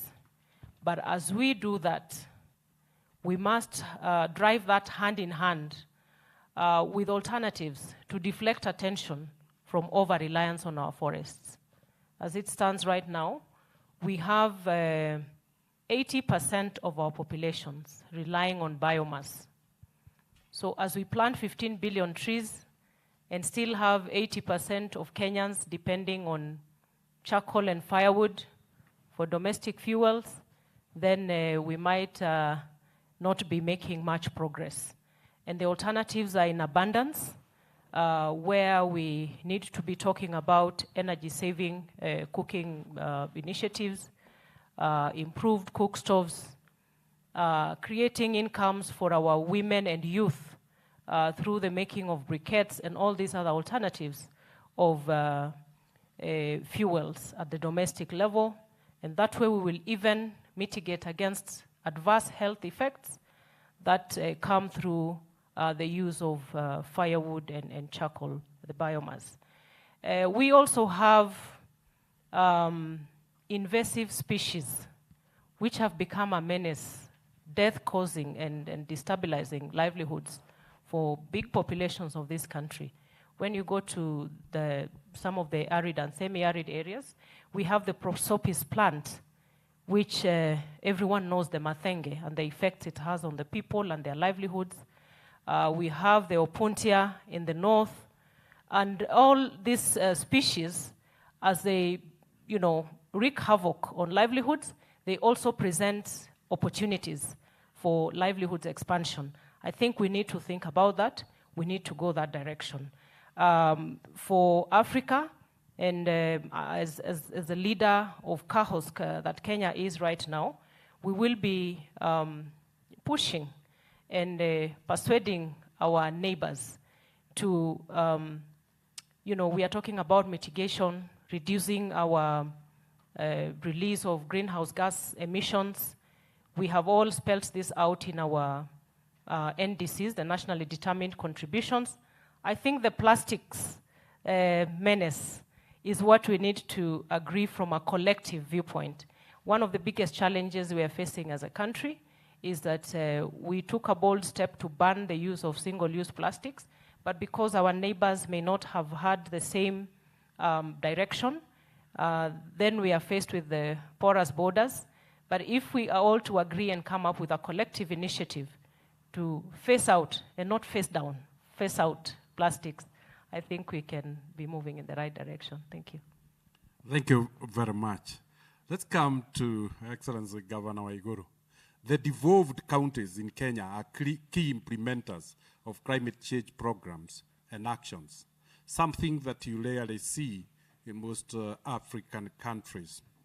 The County Climate Change Fund finances climate projects identified and prioritized by local communities. How much money has been disbursed through CCF, and are you able to evaluate successes so far? Thank you very much for that question. As you heard, the country passed a Climate Change Act 2016 that required both at the national level and at the county level for us to have 5-year plans that outline the strategies and interventions that we will be implementing for climate change, both to mitigate against the effects of climate change and also to support adaptation mechanisms. At the county level, we had an omnibus bill which most of the counties have passed at the local level to enable them to implement. One of the things that the bill requires, as I said in my speech, is that counties allocate about 1 to 3% of their development budget to climate change mitigation and adaptation strategies. So far, we have collectively amongst all the counties approximately 877 million shillings that have been put in the department that deals with climate change, the various departments across the counties, and are used to provide interventions for both mitigation and adaptation. If I would give an example of the things that happen, for example, in Marsabit County, they have used the resources to provide, working with the community, water collection ponds, which is the small dams, so that communities are not completely devastated during a period when we have drought. We have also other counties that have gone ahead to provide their communities with drought-resistant seedlings so that they can plant varieties that are more adaptable to the changing environmental climate. We have other counties that have also involved their communities in waste management initiative and to deal with that issue of, for example, dealing with plastics and recycling and diverting from the use of non-biodegradable things to those that are biodegradable. So there's very many interventions that counties are carrying out at the local level. I think I should emphasize that it's well and good to have a conversation like this one in Kusi, where people at this level, allow me to call you elites, have a conversation on what it is that we need to do. It's good because most of the people who sit here are policymakers and influencers. But the actual implementation with regard to mitigation and adaptation has to happen at the subnational level, which is at the county level, and even for us, have to go way below the county level, to the sub-county level, and to the ward level, to the communities. These communities will need a lot of education to understand what do they mean by climate change and how does that affect me. I'll give you an example of one of the examples I gave even in COP27 when I was asked, how do I see the climate change having affected me personally? When I was growing up, we have this river in Kirinyaga called Nyamindi River. In fact, it was in one of our geography books as one of the largest rivers in Kenya with a lot of water. If today you cross the bridge Nyamindi River, and I cross it every time I'm going home, when I'm in the county going to see my mother. You'll see the gorge, and you will see where the water levels used to reach. And then even when it has rained, we never get to anywhere near what the water levels were. And this river flows directly from Mount Kenya. And it's not the only river. If you look at the other rivers around our counties, you will see very many that have dried. If you just drive, when you're driving through the road towards Nyeri, just look at between Keno and the Sagana River. There are quite a number of rivers that we knew when we were growing up had water. And today it has rained and there is no water. They are just little gorges. That is an impact of climate change. We need to do something about it. And that is why I'm very excited about the initiative by His Excellency, the President, on planting of trees. It's one way because of the catchment areas and the effect of the loss of catchment areas and the effect of that on our rain and also on our environment at large. I think involving county governments, to involve communities, to understand how they are individually affected by the aspects of climate change will make it more useful, and we will have more impact when we have the communities involved in the mitigation and educating them where we do not have a choice on adaptation and mechanisms to cope with the challenges of climate change. Yeah. Governor Waiguru, you remind me, as I was also growing up in the villages, the streams that used to be in the village, they are no more. The butterflies I used to chase and play around with, my children can no longer play. They are no longer there. So climate change is real, and it's in a very practical ways. But what lessons can we export from the early implementation of the programs to other African countries? I think, as you have heard, we are actually way ahead of many countries because we have the initiatives that have been set up, the law at the national level and the laws at the sub-national level. That is one of the things that we can export to other African countries. I think a place to start is always the legislation and the mechanism and the policies that enable you to put resources and then have plans that can be actually monitored in terms of implementation. So one of the lessons that we can give the rest of Africa is that there is a necessity of having the policymakers prioritize legislation and policies that have to do with support of adaptation and mitigation against climate change. That is one. The second thing that we can export to other countries, and I have listened to President Kagame's speech, and I have heard that they have initiatives even in other countries. In Rwanda, I have listened to the Vice President of Tanzania, and they have a robust program of planting trees. I think one of the things that Kenyans can export to Africa is our enthusiasm to do things that are exciting. Kenyans we are very enthusiastic generally about things that are exciting, and I think that is why the minister would come up with initiatives that will get Kenyans involved, like the mothers, planting trees for mothers. If you tell Kenyans to plant a tree for the mothers, they will plant trees for mothers because they place mothers in a very special place.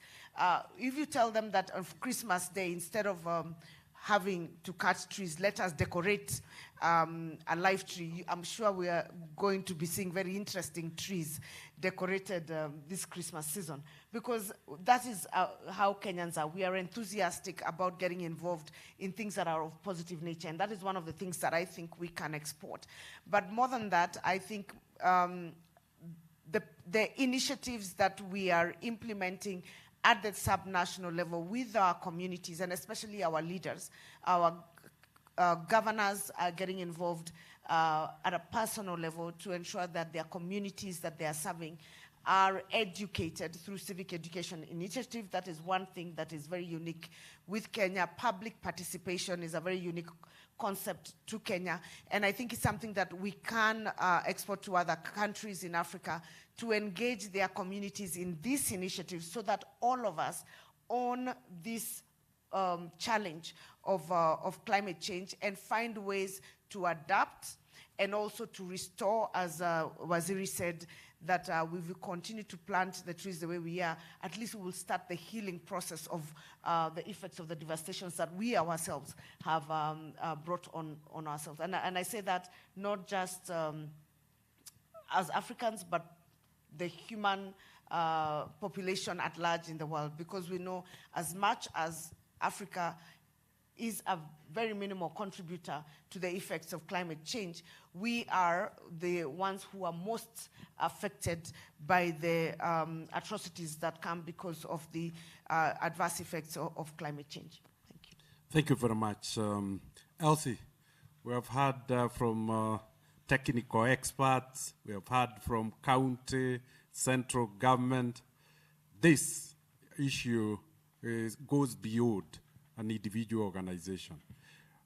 UN, and particularly UNDP, is very well positioned to play a catalytic role, to use its gravitas to mobilize the entire universe to one single purpose. We witnessed huge achievement in Egypt, COP27. There was the establishment of loss and damage fund to give financial assistance to countries that are most vulnerable and impacted by the effects of climate. Part of the idea is that these countries that they suffer most from fallout of climate change and hardly contribute anything will be supported. What was your take when this resolution was passed? So first of all, can you hear me? Mm-hmm. All right. First of all, let me bring you greetings from the Pearl of Africa, Uganda, and to also thank the Nation Media Group for inviting me, and by extension, by inviting the United Nations Development Program. Dr. Mwangi, I also can say we are friends. So, Mr. Moderator, we also are friends here. Yeah. Perhaps before we get into the conversation of what my reflections are on loss and damage, I think it's quite important to frame the conversation from a development point of view, because it's quite important that we are together when it comes to the intersection between climate change and development. And I think that was part of the broad conversation that I was supposed to speak to. But I'll come back to the loss and damage question. I draw a lot of inspiration from the CS, and I draw a lot of inspiration from the governor as well when they're talking about rivers. And let me start off with a story about the Rwenzoris. 2 years ago now, we have been supporting expedition to the Rwenzoris, and arguably one of the most beautiful mountain ranges on earth is in Uganda. And I know you have the Mount Kenya here, but I can say that it's equally beautiful. Now, the glaciers are melting. And somebody will ask, but what has it got to do with us? The glaciers melting. And I'm trying to position the conversation around development. With the glaciers melting, obviously, we know that those downstream who are dependent on the glaciers for agriculture are being impacted. We know that that mountain has a great potential for tourism. When the glaciers go, your tourism will be impacted. We know that those who grow coffee Arabica in highland areas, because of the warming temperatures, you're going to be affected. So there's a trade dimension to it. And we know that because of the melting glaciers, we have floods where floods are not supposed to be, okay? Taking away schools, taking away health centers, and therefore you see loss and damage. Now, what am I saying? All I'm saying is that there's a clear intersection between climate change and health, climate change and trade, climate change and food security, and many more. And therefore, from a developmental point of view, because I know most of the time we decouple development from, climate change, it's one and the same. And therefore, there are imperatives for Africa. And I'll come back to your loss and damage question, because I think we need to situate the conversation as a whole. Now, having situated the links and the nexus between climate and therefore development. What does it mean for Africa? What are the imperatives for Africa? And therefore, we come back to the loss and damage fund. What does it mean? Now, you would need a fund like that ultimately to push certain agendas, not only on loss and damage, agenda on trade, for example. There's clear interlinkages, particularly when it comes to the Africa Free Trade Continental Area Agreement, where you need to be able to drive funding to even address the impact of climate on trade. You also need to do a lot of things when it comes to how do you use funding from that instrument, for example, to address your energy question. In Africa, for example, I think global funding to Africa in renewables is only 2% out of the entire funding that is coming to the region. So that becomes very, very important. You also need that to respond to your adaptation question and also resilience question. And therefore, coming back to the reflections, Dr. Mwangi on a loss and damage fund, absolutely important. And I think we applaud all the negotiators, African ministers who were there pushing for 30 years. Finally, it comes. But what we have to ask ourselves is how are we positioning Africa to take advantage of this fund if it's eventually capitalized? Well, we have seen in the past, for example, that African countries did not benefit from the clean development mechanisms. And therefore, we can be clapping our hands and jumping, but how do we position? And I think that excellencies and ministers here, governors, we need to pay a lot more attention to how do we operationalize that loss and damage fund? How do we position Africa to make sure that we have a voice as it's being created? How do we position Africa to make sure that it's agile enough for us to be able to benefit from that? And I say that in case because also when you look at even the whole conversation we are having on carbon markets, for example, the markets are there, but if we don't take care and we don't align our regulations and our laws and our policies, we may not take advantage of the carbon markets. And that same holds true also for the loss and damage fund. So in terms of reflections, generally speaking, I think this offers an opportunity for us to drive the adaptation agenda, to drive the resilience agenda, to really make sure that when the rains come and the floods come and your roads are destroyed and your hospitals are destroyed and the schools are destroyed, then how do you have a fund that helps you to assess and to be able to remedy the damage that has been said? So overall, these are some of the reflections, but of course, I hope that I can speak to some of the major issues around climate for development that is quite important for the Africa region. Absolutely. We must see this as a huge opportunity for development so that we proactively. Elsie, next time you talk about, there is a lake here called Aberdare in Kenya, equally as beautiful. What would you say to the skeptics who have already thrown wax in the spans, saying, we have seen this before? Is really they are going to be funds that will flow to the low-income countries? Are we talking about the skeptics on loss and damage or skeptics on loss and damage? Yeah, loss and damage. Listen, I think when the Mr. Kiboro, okay, because the Ugandans do cheat, so I wasn't quite sure. Yeah, when he spoke about why the Kusi ideas, he talked about Pan-Africanism, reimagining, and I think we need to take a step back as Africans and not to be spectators or not to be lamenting. We need to position ourselves as Africans. I think for me, that's what I'm going to say. Positioning ourselves means that we need to be engaging in that process around the fund operationalization, utilization, capitalization, who is going to put in money. And for example, when the definitions are being done and saying the most vulnerable countries, who are the most vulnerable? We know Africa is the most vulnerable, but how do we position ourselves for that? And I think the times that we are in, Mr. Dr. Mwangi, Africa, I'm a scholar of international relations, okay? Countries have permanent interest and not permanent friends. Africa needs to look at its interest within this loss and damage fund. And therefore, what would it take for us to take advantage of that? That would also mean, like I said, we need to look back at our institutions, our national planning authorities, our environmental protection agencies. How are they positioned to be able to, because there's going to be a lot of science How would you demonstrate that because you have loss and damage as a result of climate change? How would you demonstrate that? There's a science to it that we need to prepare for.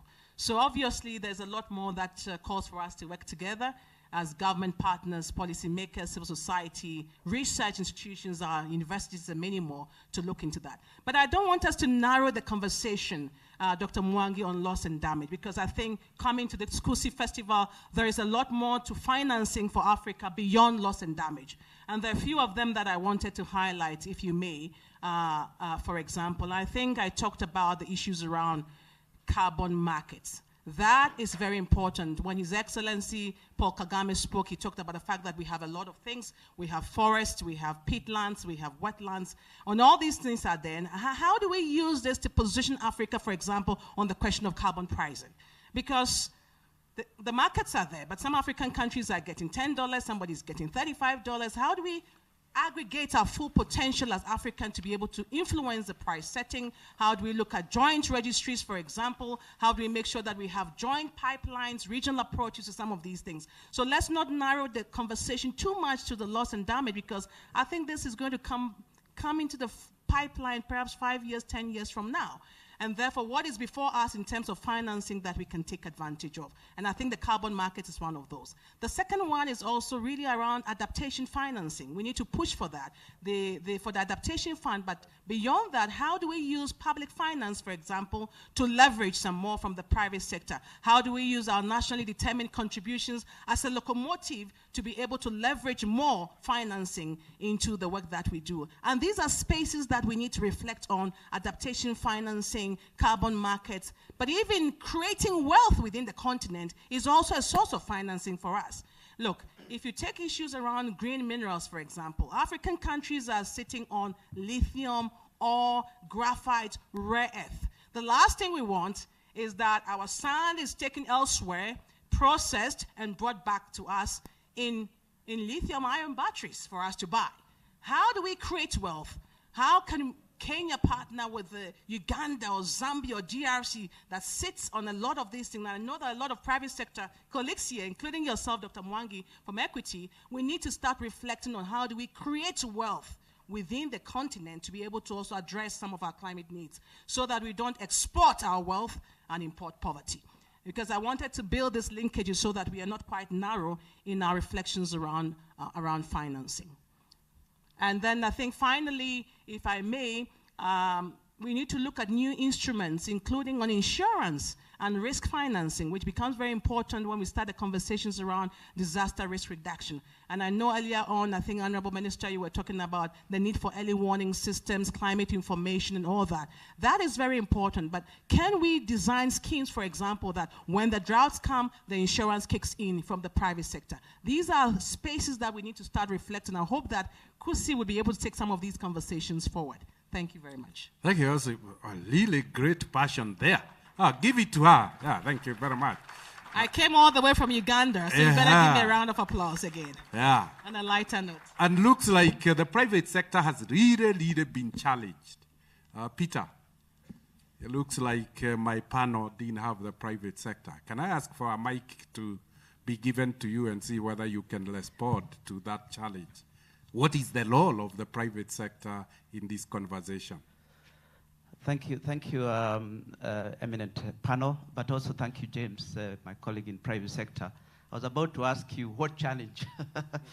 I think the first thing that I say from private sector, and we normally think about it as CEOs in private sector, as operators in private sector, we cannot succeed in our businesses if our communities are vulnerable or our communities are affected. And we know whether that is around all the elements that have been spoken about affect our communities. Today, the drought, which James and I are in a committee which is responding to the drought, is affecting half of the counties in this country.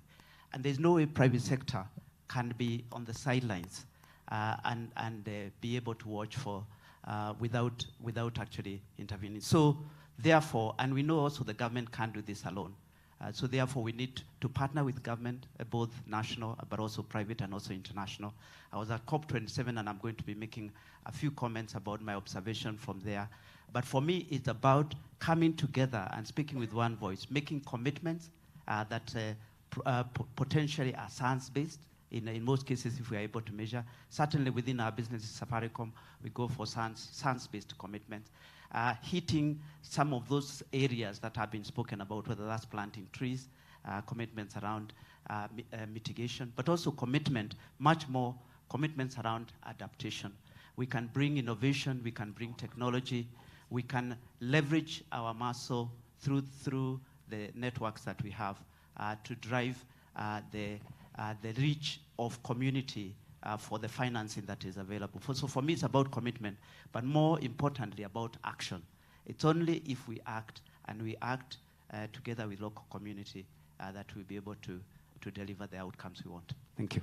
So it's good to hear the private sector has gone beyond profit, has gone to beyond planet. It has really become people-centric. And when it comes to people-centric, it's about shared prosperity. It's about winning the trust of host communities. It's really taking host communities as major stakeholders. And so their pains are the pains of the private sector. When we talk about half of the country is in drought, it means half of our customers are affected. So there is a direct correlation. And as we think this conversation, it goes beyond the central government, it goes beyond the county government, it goes beyond the development institutions like UNDP, it goes beyond centers that are leader focused. But your voice here may count. Do you want to jump into the conversation? Actually, I want to respond to the colleague from the private sector and also to the representative from the UNDP. As an extraordinary pragmatic person I am, my main question is, show me the money. Because we heard about we need commitments and commitments and commitments. Well, actually, there are commitments. There are commitments since 2009 that $100 billion will flow from north to south each and every year. Reconfirmed in 2015. How much money is flowing now? 80 billion. There is a commitment last year from Glasgow that adaptation finance, which is how much today, 20 billion globally, should double. Hasn't happened yet. Because the numbers speak for themselves. What are the adaptation finance needs for the continent, for the African continent, based on the submission of country programs, such as in Kenya? If you add it all up, what is that number? $51 billion a year. How much money is currently flowing to that agenda today? $11 billion. So there's a massive gap, increasing every single year of $40 billion. And indeed, the private sector needs to come in, particularly on adaptation, because at the moment, it's only 97% come from public sources, so just 3% from the private sector. So for me, it is, we can make commitments, and new commitments, and indeed, as the colleague from UNDP indicated, a new facility on loss and damage. Let's not hold our breath too much, right? That facility, it doesn't exist yet. It's still under negotiation. We had something similar 20 years ago. A breakthrough, an adaptation fund was put on the table, was agreed. 20 years later, how much money is in that adaptation fund? In total, $1 billion. Well, if you compare it to the scale of what is needed, I think there's quite an issue here. So I think Africa, as it is tired of waiting, yes, of course, it should partner with the global north, because it is, quite frankly, James, if I may say, be a slightly more explicit, it's a travesty that the Western world is able to mobilize $20 trillion overnight to invest in the COVID crisis within the OECD and cannot live up to the commitments which they've made year after year after year. So my bet, my suggestion is that Africa should continue to lead the way. There are two things which I think, just using the metaphor of the Honorable Minister, what we can learn from Mother Africa. One is to unleash its youth. Indeed, Africa is the youngest continent. And as a recent Humboldt graduate myself from the University of Nairobi, I know how much ingenuity, how much boldness there is within the youth constituency in Africa. That's why I'm delighted also just to point out to Aramid, sitting somewhere a little bit hidden. Aramid, please stand up. Aramid is leading on a very important initiative, the Youth Adapt Challenge. What is that? Very short. Indeed, applaud for Aramid, because what is it? It is supporting young, particularly female entrepreneurs in Africa to invest and bet in climate adaptation.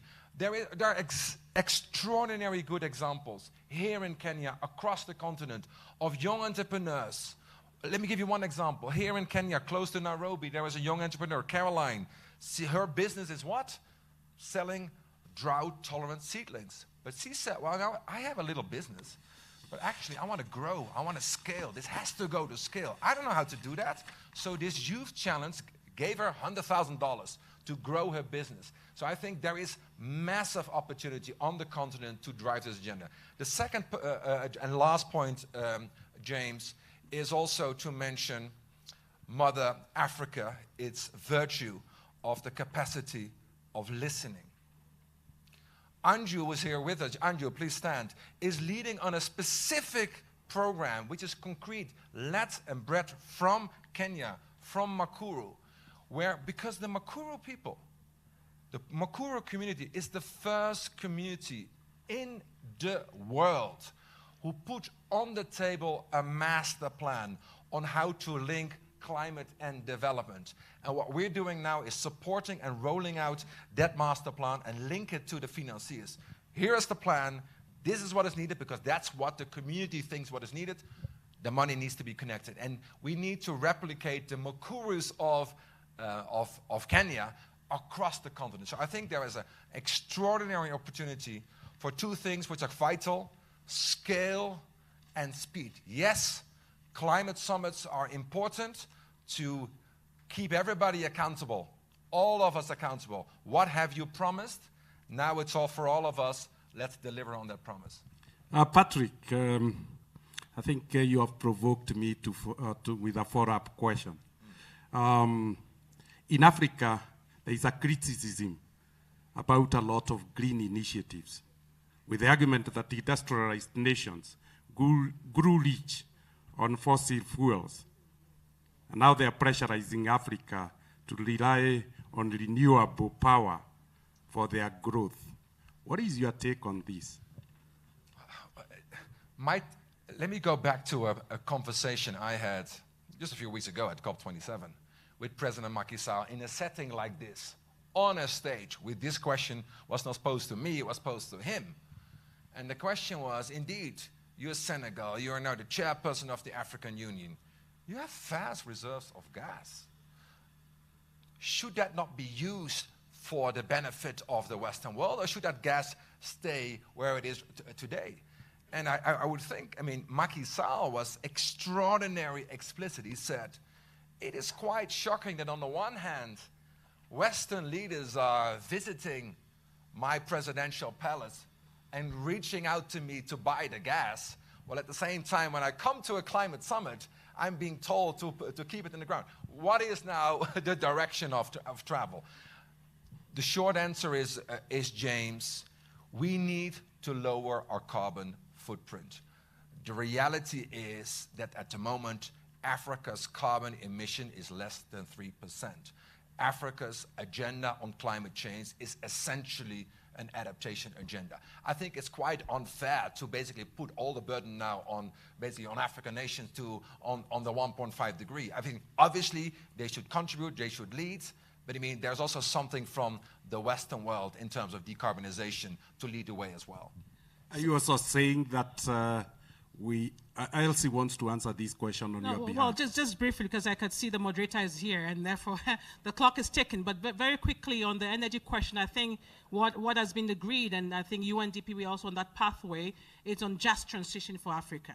And I think every country needs to define what that just transition is and their transitional plan. Many African and Elsie, on just, what about the balance between socio and environment?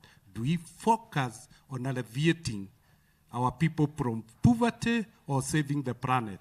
It has to be, or you have to balance the approach to that. I mean, that's why we call the sustainable development. You have to look at the economic and environmental and social part. So it has to be balanced. I think the point I'm trying to raise is that many African countries are already doing 90% of renewables already. We need to look at the energy mix of these countries. So if a country wants to move from charcoal to LPG, that is transition for that country. Or if that country wants to move from LPG to something else, that could be transition. So I think every country needs to define what transition means without compromising the safeguards, environmental safeguards and social safeguards. But now that I have the floor, also very quickly on the issue around the private sector, thank you very much for the reflection. But I think 3 points from me. We need to move the conversation.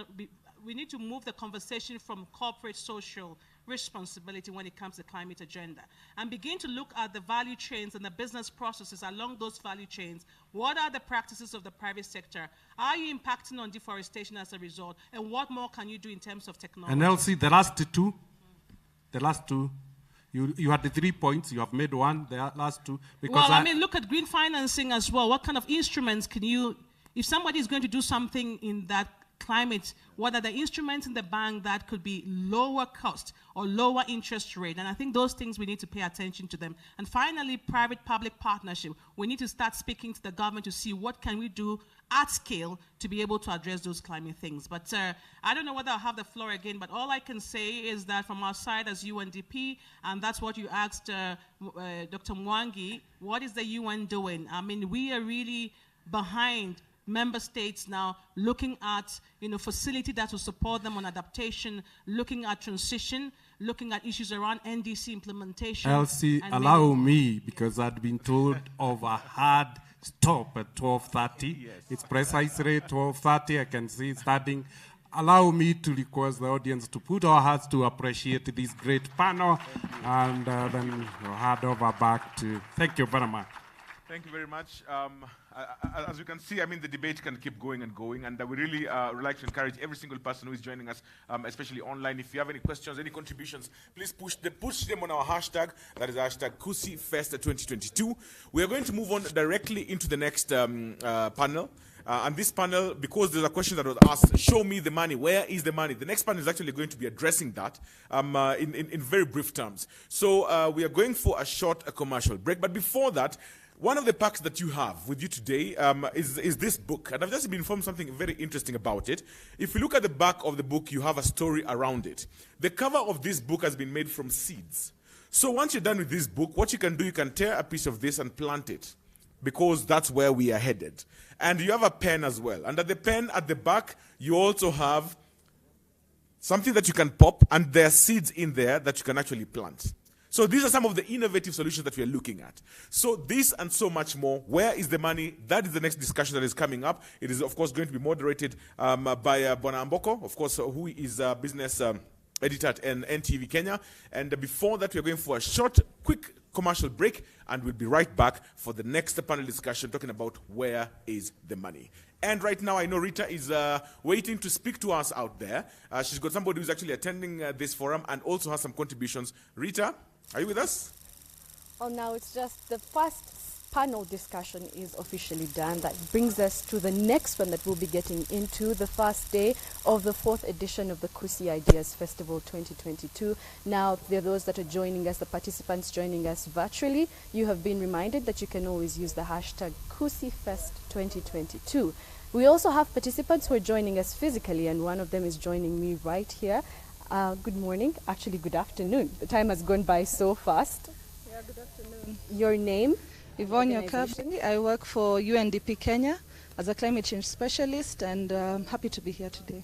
Now, when you say you're happy to be here, it means you're happy to also be a part of a very critical conversation. Absolutely. When it comes to climate change and exploring the African response and solutions. Why do you think it is a very pertinent conversation that we need to be having? Absolutely. I think never has there been a time when the whole world has had an agenda so critical like climate change. And for us, as you've heard, UNDP is working across 120 countries.